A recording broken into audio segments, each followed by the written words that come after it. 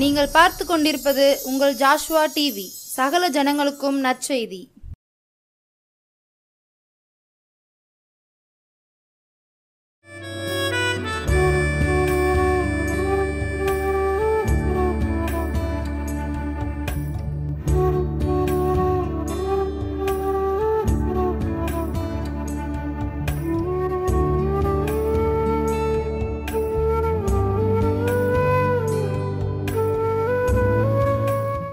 ஸ்தோத்திரம் தகப்பனே, இரக்கத்தின் ராஜாவை இப்படிப்பட்ட ஸ்லாக்கியத்தை கிருபையே இந்த வேளையில் எங்களுக்கு தந்தீங்க, அதற்காக நன்றி. கிருபையும் நன்மையும் தொடர்படியாக செபிக்கின்றோம் ஆண்டவரே. ஸ்தோத்திரம் ஐயா. சர்வ வல்லவரே, சிசிகரே, நீதிமானரே மை துதிக்கின்றோம். நித்யானந்த சக்கராதிபதி மை துதிக்கின்றோம் ஐயா. தெய்வமே, ஒரு மனிதனுக்கு கோடி செல்வங்கள் இருந்தாலும் மன நிம்மதியும் சமாதானத்தையும் ஆயுசும் கொடுப்பது நீர் என்பதை விசுவாசிக்கின்றோம் ஆண்டவரே. நீ விசுவாசா தேவனுடைய மகிமையை காண்பாய்ன்னு சொன்னீங்க. நாங்கள் விசுவாசிக்க தேவனுடைய மகிமையை காணத்தக்க நீ தந்த மேலான கிருபைக்காக தாய்வுக்காக நன்றி. கர்த்தருடைய கரம் கர்த்தாவே ஸ்தோத்திரம். இதை பார்க்கக்கூடிய ஒவ்வொரு உள்ளத்திலும் குடும்பத்திலும் ஆளுகை செய்ய முடியாது, பாதுகாத்து வழிநடத்த முடியாது ஜெபிக்கிறோம். பலப்படுத்துங்க. முற்றிமுடி பொற்பாத்திர சமர்ப்பிக்கின்றோம். முடி விளையேற பெற்ற அன்பு ஒவ்வொரு நிமிஷமும் காத்து வழிநடத்த வேண்டும் என்று கர்த்தராகிய இயேசு கிறிஸ்து நாமத்தினால் கேட்கின்றோம் நல்ல பிதாவே. ஆமென், ஆமென். கர்த்தருடைய வசனம் நமக்குள்ளாக இருக்கும் பொழுது, கர்த்தருடைய வார்த்தை நமக்குள்ளாக இருக்குமானால் ஒரு வித்தியாசமான பாத்திரமாக தேவன் வழி நடத்துகின்றார்.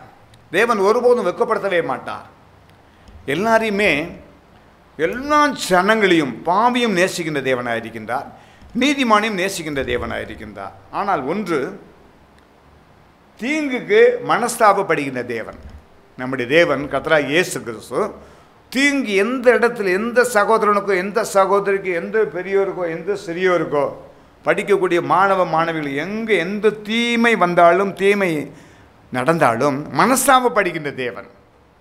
நம்முடைய பெற்றோரை விட மனஸ்தாபப்படுகின்ற தேவன். மனஸ்தாபம் என்பது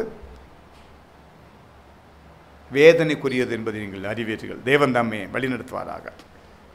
இந்த நாளில் அருமையான இந்த வேளையில் கூட இந்த செய்தியை உங்களோடு பகிர்ந்து கொள்ளக்கூடிய நாட்கள் 20ஆம் தேதி 5வது மாதம் 2025ஆம் ஆண்டில் இப்படிப்பட்ட செய்தியை உங்களோடு பகிர்ந்து கொள்ளத்தக்க தேவன் கிருபை தந்தார். அவருடைய நல்லவர், அவருடைய கிருபை என்றும் உள்ளது, அவருடைய கிருபை என்றென்றும் உள்ளது என்பதை பார்க்கின்றோம். கர்த்தரை அண்டிக்குள்ள ஜனங்கள் பாக்கியவான்கள், பாக்கியவதிகள் என்பதை பார்க்கின்றோம்.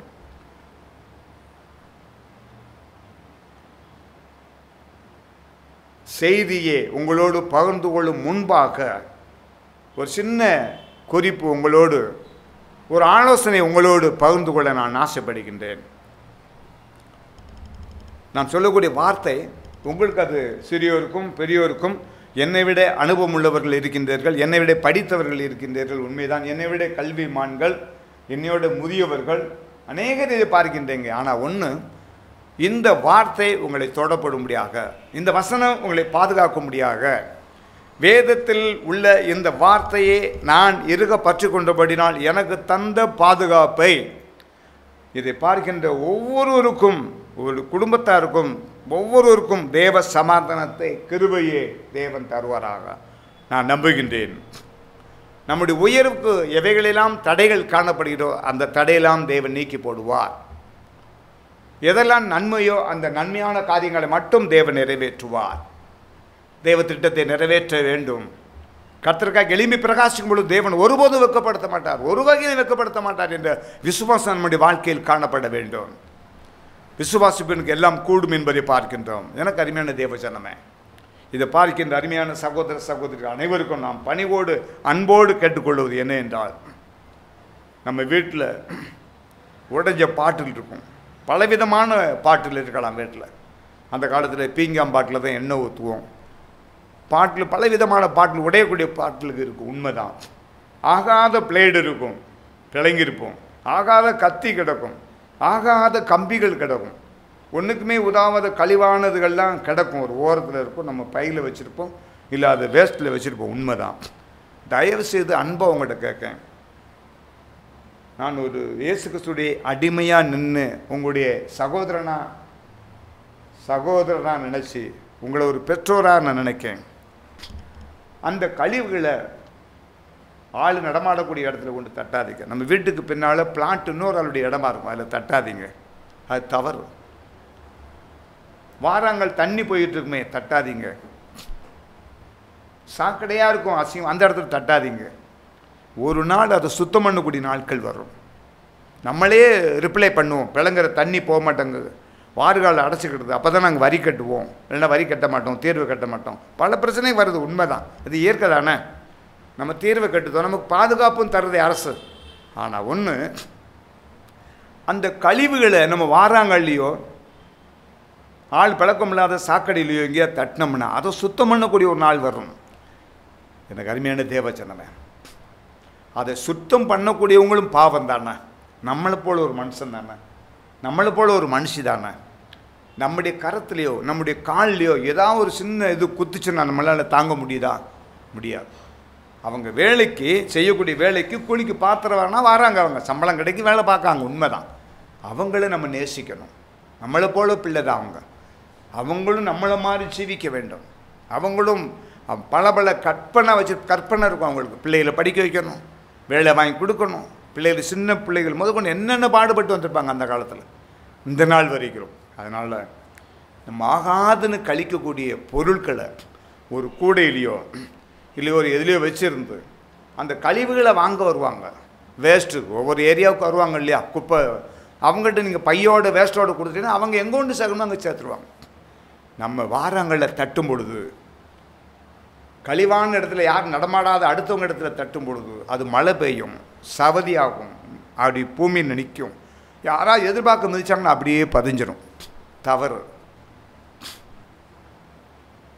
அதே அந்த பழக்கம் இருக்குமானால் அதை விட்டு விட்டால் நல்லது. வாராங்களில் எந்த பொருளும் போடாதீங்க, வேஸ்ட்டு. வாராங்களில் தண்ணி அடைக்கும், அவங்க அதை அள்ளி வெளியே போடும்போது காலில் இறங்கி தான் போட முடியும். செருப்பு போட்டு இறங்க முடியாது, ஷூ போட்டு இறங்க முடியாது, அவங்க பாவம், அதில் தண்ணி போயிடும், சிரமம். அதனால் ஒவ்வொரு பொருளுமே வாராங்கள்லேருந்து எல்லாமே அரசுடைய பொருட்களை நம்ம பாதுகாக்கணும்.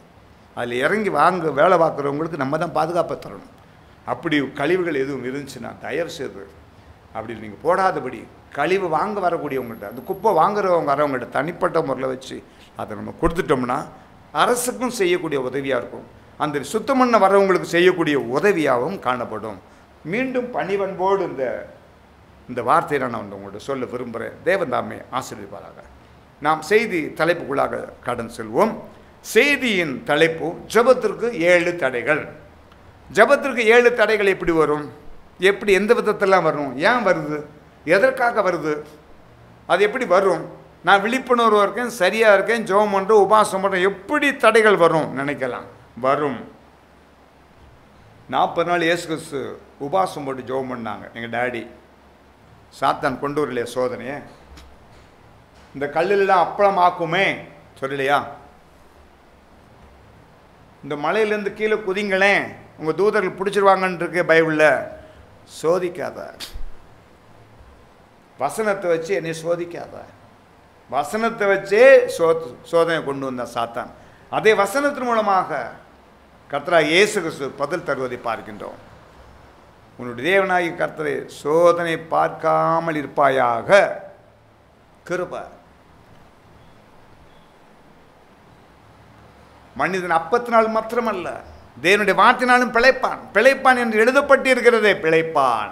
அந்த வார்த்தை எனக்கு அநேக ஆண்டுகளாக பிழைப்பூட்டி கொண்டிருப்பது இந்த வேத வசனம். நான் இதை எதற்காக இதை முழுமையாக ஏற்றுக்கொண்டேன் என்றால், இயேசு கிறிஸ்து என்ற என் எஜமானராய் அவருக்கு பிறந்த தேசம் உள்ளது, அவர் வாழ்ந்த தேசம் சரித்திர காட்சியாக காணப்படுகிறது. அவர் அடிக்கப்பட்டார், நொறுக்கப்பட்டார், பிதாவின் சித்தத்தை நிறைவேற்றி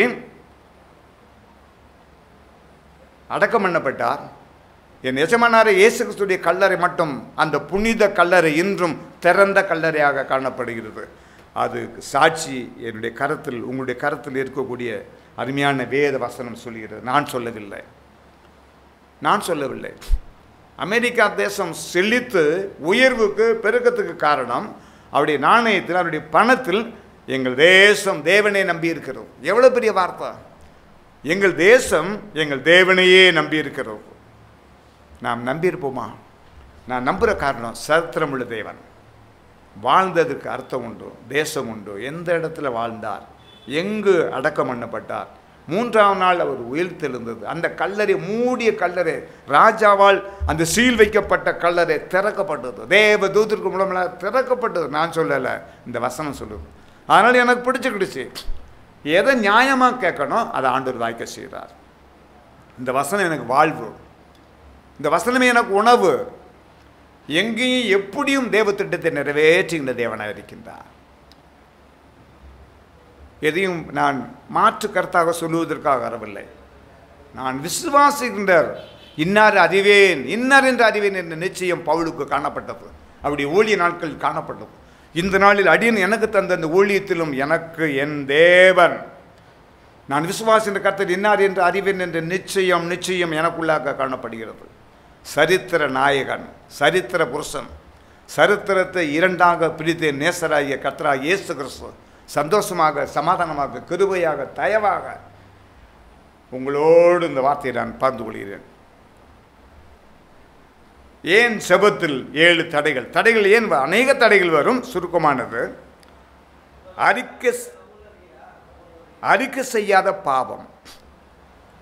தாவீதை குறித்து தேவன் சாட்சியன், இருதயத்திற்கு ஏற்றவன். இந்த தாவீதின் சங்கீதம் 66ஆம் அதிகாரம் 18 முதலாக 20 பார்க்கும் பொழுது, அக்கிரம சிந்தை உள்ள இருதயத்தின் ஜெபம் தேவன் செவி கொடுக்கவே மாட்டார். ஒன்றாவது, அறிக்கை செய்யப்படாத பாவம். இரண்டாவது, அவிவிசுவாசமான ஜெபம் கேட்கப்படாது. மத்திய 17ஆம் அதிகாரம் 20ஆம் வசனத்தை நம்ம பார்ப்போம். கர்த்தர் தரக்கூடிய வார்த்தைகளை உங்களுடன் பகிர்ந்து கொள்ளத்தக்க தேவன் கிருபை தருகின்றார். மூன்றாவதாக பார்க்கும் பொழுது, லூக்கா 18ஆம் அதிகாரம் 10 முதலாக 14 வரையிலும் பார்க்கின்றோம். பெருமை. தன்னை தாழ்த்துகிறவன் ஜெபம் உயர்த்தப்படும். தன்னை உயர்த்துகிறவன் வாழ்க்கையிலோ அவன் தாழ்த்தப்படுவான் என்பதை பார்க்கின்றோம். மூன்றாவதாக பாருங்கள், பெருமை. லூக்கா 18ஆம் அதிகாரம் 10 முதலாக 14 வரையிலும் பார்க்கும் பொழுது, பரிசேயன், அவனுடைய ஜெபத்தில் பெருமை காணப்பட்டது. இவன் ஜெபம் கேட்கப்படவில்லை. இது பரிசேயனுடைய ஜெபம் கேட்கப்படவில்லை. உபவாசிக்கின்றேன், காணிக்கை செய்கின்றேன், ஜெபிக்கின்றேன், அவனை போல் அல்ல, நான் இப்படி இருக்கின்றேன், அப்படி அல்ல. தேவ நீதி விளங்கும்படியாக தேவ சித்தத்தின் பிரகாரம் பரலோகத்தில் நம்முடைய பங்கு, நன்மையோ தீமையோ ஜீவ புஸ்தகத்தில் குறிக்கப்பட்டிருக்கிறது. நான் பாவம் செய்வேனானால் என்னுடைய வாசப்படியை விட்டு அது விலகாது, போகாது, மாறாது. அதே நேரத்தில் தேவனுக்கென்று நாம் நன்மை செய்யும் பொழுது அந்த நன்மை தற்காக்கும். உங்களை மட்டுமல்ல, உங்களுடைய பிள்ளைகளை மட்டுமல்ல, நீங்கள் எங்கு சென்றாலும் அந்த நன்மை உங்களை தற்காத்து கொண்டே இருக்கும். அதே போல ஆயக்காரனுடைய தன்னை தாழ்த்தி பண்ணக்கூடிய ஜெபத்தை பார்ப்போம். தேவனே, பாவியாக என்மேல் கிருபையாகிறோம். அவன் வானத்தை நோக்கி பார்க்க யோசனை பண்ண, நான் பாவி ஆண்டவரே, மாறுபடி அடிக்கான். அந்த ஆயக்காரனுடைய ஜெபத்தை பார்த்தீங்கன்னா, தன்னை தாழ்த்தி தேவனே பாவியாகி என்மேல் கிருபையாகிறோம். இந்த இருவருடைய ஜெபத்திலும் எத்தனை வித்தியாசங்கள் இருக்கிறது. பரிசேயனுடைய ஜெபம் தேவ சமூகத்தில் எட்டப்படவில்லை. இந்த ஆயக்காரனுடைய ஜெபம் தன்னை தாழ்த்தி மனதுருகி பரலோகத்தை தன்னுடைய கண்ணை வைத்து பார்க்காதபடி, என் நேசரை பார்க்காதபடி, பார்க்க துணியாதபடி தன்னை தாழ்த்தி, இருவரில் அதிகம் அந்த ஜெபத்தை நாம் பார்க்கும் பொழுது பரிசேயனுடைய ஜெபம் அல்லவா? இதில் முதலாவது ஜெபம் பண்ணிய பரிசேயனுடைய ஜெபத்தை பார்க்கின்றோம். இரண்டாவது ஜெபம் பண்ணும் ஆயக்காரன் ஜெபம் கேட்கப்பட்டது. இவனே நீதிமான் ஆக்கப்பட்டான் என்பதை லூக்கா 18ஆம் அதிகாரம் 10 முதலாக 14 வரைக்கும் பார்க்கின்றோம். நீதிமான் ஆக்கப்பட்டான், தன்னை தாழ்த்தினான். ஆண்டவரே, நான் அடுத்த நிமிஷத்துக்கு என்ன செய்ய? ஆண்டவர், நான் என்ன செய்ய போயிடுறேன்? ஒன்றும் செய்ய முடியல, நான் என்ன செய்யணும் ஆண்டவர்? ஒன்றுமே இல்லை. 4ஆவது பார்க்கும் பொழுது, மன்னிக்கும் தன்மை இல்லாத இருதயம் மன்னிக்கும் தன்மை இல்லாத இருதயத்தின் ஜெபம் கேட்கப்படாது என்பதை பார்க்கின்றோம். பரலோகத்தில் வீற்றிருக்கும் பிதா நம்முடைய பாவத்தை மன்னிக்க வேண்டும் என்றால் நாமும் மற்றவருடைய பாவத்தை மன்னிக்க வேண்டும். மன்னிக்க முடியாமை இந்த உலகத்தில் எதுவுமே கிடையாது. நாம் சிறு வயதில் கடந்து இந்த நாள் வரையிலும் இந்த நேரம் வரையிலும் உள்ள அநேக பாவங்களை நாம் செய்து வந்திருக்கலாம், உண்மைதான். எனக்கு அருமையான தேவஜனமே, ஆனாலும் கூட உங்களுக்கு ஏதுவாக வார்த்தையின் மூலமாகவோ பொருளாதாரத்தின் மூலமாக வாயின் மூலமாக யாராவது உங்களுக்கு தேவையில்லாத காரியங்களை தவறு பண்ணி அவர் உங்களிடத்தில் வந்து மன்னிப்பு கேட்கும் பொழுது நீங்கள் ஒருமனப்பட்டு போக வேண்டும். அவர்கள் உங்களிடத்தில் மன்னிப்பே கேட்காமல் இருந்தாலும் கூட தேவ சமூகத்தில் அவர்களை நீங்கள் மன்னித்துவிட வேண்டும். ஆனால் அவர்கள் மன்னிப்பை உங்களிடத்தில் கேட்காதபடி அந்த பாவம் தொடருமானால் பூரண பதிலை தேவன் அளிப்பார்.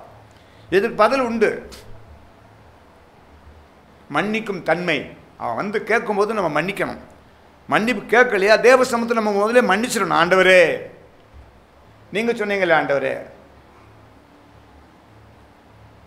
நேக நெருக்க மத்தியில் சிலுவை பரியந்தமோ பிதாவே தாங்கள் செய்வது என்ன என்று அறியாமல் செய்கின்றார்களே மன்னியும். அந்த வார்த்தை வருது. ஸ்தேவன் தான் அதே வார்த்தை வருது. சேனுடைய வாழ்க்கையில் மறிக்கும் தருணத்தில் இவங்க செய்வது என்ன அறியாமல் மன்னிங்க டாடி, மன்னிங்க டாடி. தாழ்மையாக தன்னை தாழ்த்தினார். தன்னை தாழ்த்துகிறவனை தேவன் உயர்த்துவார் என்பதை பார்க்கின்றோம். தேவன் ஒருபோதும் வெட்கப்படுத்தவே மாட்டார். அந்த தாழ்மையான ஜெபம் தேவ சமூகத்தில் கேட்கப்பட்டது. அவங்க செஞ்ச தவிர உங்கள்கிட்ட வந்து மன்னிப்பு கேட்டால் நீங்கள் மன்னிங்க. அவங்க உங்கள்கிட்ட மன்னிப்பே கேட்காம அமைதியாக இருந்தாங்கன்னா நீங்கள் தேவ சமூகத்தில் அவங்க செஞ்ச தவறை குறித்து மன்னிப்பு, ஆண்டவரே நான் மன்னிக்கின்றேன், மனசார மன்னிக்கின்றேன். ஆனால் அவங்க வந்து உங்கள்கிட்ட மன்னிக்கலையே அவங்கன்னு சொல்லிட்டு மன்னிப்பே கேட்காம இருந்தாங்கன்னா அது கர்த்தர் பார்த்துக்கிடுவார். ஏற்ற வேளையில் பூரண பதிலை கொடுப்பார். அது நம்ம ஒன்றுமே செய்ய வேண்டாம், செய்ய முடியாது. பூரண பதிலளிப்பது மனுஷன் அல்ல, கர்த்தர். கர்த்தருடைய திட்டம் தீர்மானம் நிறைவேறும் பொழுது தேவன் வெட்கப்படுத்தவே மாட்டார். நாம் எதையும் எப்பொழுதும் போல கர்த்தருடைய சமூகத்தில் மன்னிக்க நாம் தகுதி உள்ளவர்களாக ஆயத்த உள்ளவர்களாக காணப்பட வேண்டும். நாம் எந்த அளவில் இந்த பூமியில் நாம் அளக்கின்றோமோ அந்த அளவில் தேவன் கிருபித்து அதே அளவில் நமக்கு தருகின்ற தேவனாக இருக்கின்றார். ஐந்தாவதாக பார்க்கும் பொழுது உறவு பிரச்சனைகள். 1 பேதுரு 3ஆம் அதிகாரம் 7 முதலாக 9 வரையிலும் பார்க்கின்றோம். புருஷர்களே, உங்கள் ஜெபத்திற்கு தடையில்லாதபடி மனைவியானவள் பலவீன பாண்டமா இருக்கிறபடியினால், மனைவியான சகோதரிகள் பலவீனம் பாண்ட வசனத்தின் பிரகாரம் உண்மைதான். வசனத்தின் பிரகாரம் பலவீன பாண்டம். அவர்களுக்கு நான் விட்டு கொடுக்க வேண்டும். அவர்களுக்கு செய்யக்கூடிய கடமைகளை நாம் செய்ய வேண்டும். சில குடும்பத்தில் ஆண்டவரை பற்றி அறிஞ்சோ அறியாமலோ பலவீன பாண்டம் என்று வசனம் சொல்லப்படுகிறது, உண்மைதான். சில பேர் வார்த்தையின் மூலமாக கணவனை நிந்திப்பார்கள். போராட்டமான வார்த்தை. அந்த கணவன் உலகத்தில் இல்லாமல் இருக்கிறதுக்கு என்ன வழி அதை பூரா செய்வார்கள். அந்த யோசனை பிரகாரம் அவர்கள் செயல்பட்டாலும் அதற்கு ஒரு தடைகளை பூரணமாக பதிலளிப்பவர் நமக்கு முன்னாலே செல்கின்றார் என்ற விசுவாசம் காணப்பட வேண்டும். காலம் முழுமையாக நாம் அந்த மனைவியை கனப்படுத்த வேண்டும். ஒவ்வொரு சகோதரனும் தன்னுடைய சொந்த மனைவியை நாம் கனப்படுத்த வேண்டும், உண்மைதான். அந்த கணத்தை அவர்கள் ஏற்றுக்கொள்ளாதபடி துரோகம் பண்ணக்கூடிய நிலைகள் வருமானால் அது தேவன் அதை பார்த்துக் கொள்வார். அதற்கு அதிகாரி விசாரிக்கிறோம் அவர் ஒருவரே. கணவன் மனைவிக்கும் ஒரே சரீரமாக இருக்கின்றபடிதான் நித்திய கிருபையும் தயவும் தேவன் தருகின்ற தேவனாக இருக்கின்றார். தேவன் ஒருபோது வெட்கப்படுத்த மாட்டார் என்பதை பார்க்கின்றோம். 6வதாக சுயநலம் இருக்கும் பொழுது ஜெபம் கேட்கப்படாது. சுயநலம் இல்லாதபடி கர்த்தருடைய காரியங்களை செய்யும் பொழுது தேவன் ஒருபோது வெட்கப்படுத்த மாட்டார். அருமையான அப்போஸ்தலர் 8ஆம் அதிகாரம் 9ஆம் வசனம். மாய வித்தைக்காரன் அநேக வித்தைகளை செய்யக்கூடியவன் தான். அப்போஸ்தலர் 8:11 இவன் ஜனங்களை அநேக ஜனங்களை மதித்து வந்தார்கள். இந்த பட்டணத்தில் பிலிப்பு பிரசங்கத்தையும் கண்டு பிலிப்பு மூலமாக நடந்த அதிசயங்கள் அற்புதங்களையும் பார்த்து ஆச்சரியப்பட்டு பிரமித்தான். இந்த மாய வித்தக்காரன் மேல் சீமோனும் பிலிப்பு இடத்திலிருந்து ஞானஸ்நானம் பெற்றுக் கொண்டார். உண்மைதான். அப்போஸ்தலர் 8ஆம் அதிகாரம் 13 நம்ம பார்க்கோம். இந்த இடத்தில் அப்போஸ்தலர் தங்கள் கைகளை அவர்கள் மேல் வைத்ததினால் பரிசுத்த ஆவியினால் நிறையப்பட்டார்கள். சீமோன் பார்க்கின்றான் இதை. அவனுடைய எண்ணம் எப்படி வருகிறனா, பணத்தை கொண்டு வந்து நான் எவன் மேல் கை வைக்கின்றேனோ அவன் பரிசுத்த ஆவியில் நிரம்ப வேண்டும். அப்போஸ்தலர் 8ஆம் அதிகாரம் 19ஆம் வசனம் பார்ப்போம். இந்த வரம் நான் பெற்றுக்கொள்ள வேண்டும் என்று தன்னுடைய இருதயத்தை வேண்டிக் கொண்டான். செம்மையாய் காணப்படுமா? அப்போஸ்தலர் 8:21 பார்ப்போம். உன் இருதயம் கசப்பான இருதயம், தகுதியில்லாத இருதயம் தேவன் மாற்றி போடுவார். தேவ திட்டத்தை, தீர்மானத்தை தேவன் நடத்துகின்ற தேவனாக இருக்கின்றார். 7ஆவதாக பார்க்கும்போது ஜெபத்திற்கு ஏன் 7 தடைகள்? சாத்தான் எபேசியர் 6ஆம் அதிகாரம் 11ஆம் வசனம், பிசாசின் தந்திரங்களுக்கும் எதிர்த்து நிற்க திராணி உள்ளவர்கள் ஆகும்படி. முதலாக பார்க்கும் பொழுது அறிக்கை செய்யாத பாவங்கள் ஜெபம் கேட்கப்படாது, விசுவாசம் இல்லாத ஜெபம் கேட்கப்படாது, பெருமை உள்ள ஜெபம் கேட்கப்படாது, மன்னிக்க முடியாத தன்மை உள்ள ஒரு இதயத்தோடு பயக்கக்கூடிய ஜெபம் கேட்கப்படாது, உறவு பிரச்சனையில் கர்த்தருக்குள்ளாக சரியா இல்லை என்றால் கேட்கப்படாது, சுயம் நலம் தவறான நோக்கத்தில் ஜெபிக்கும் பொழுது கேட்கப்படாது, சாத்தான் கிரிகள் அந்த இடத்துல வரும் பொழுது அந்த ஜெபம் கேட்கப்படாது என்பதை பார்க்கின்றோம். தேவன் தாமே ஆசீர்வதிப்பாராக. இந்த நாளின் விட ஆண்டோடைய கிருபையினால் ஜெபத்திற்கு 7 தடைகள் என்ற தலைப்பை பார்த்தோம். தேவனுடைய திட்டம், தீர்மானம் உங்களுடைய ஜீவியத்தில் ஜீவிக்கும் பொழுது, உங்களுடைய ஜீவியத்தில் வரும் பொழுது தேவ சமூகத்தில் கட்டி செவிங்க, விசுவாசத்தோடு ஜெபம் பண்ணுங்க.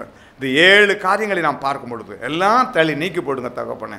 ஜெபத்தில் ஒரு எலும்பி பிரகாசிக்கத்தக்க பலனை ஞானத்தை எனக்கு தாங்கன்னு தேவ சமூகத்தில் கேட்கும் பொழுது தேவன் உங்கள் ஒவ்வொருவருக்கும் வாய்க்க செய்கின்ற தேவனாக இருக்கின்றார்.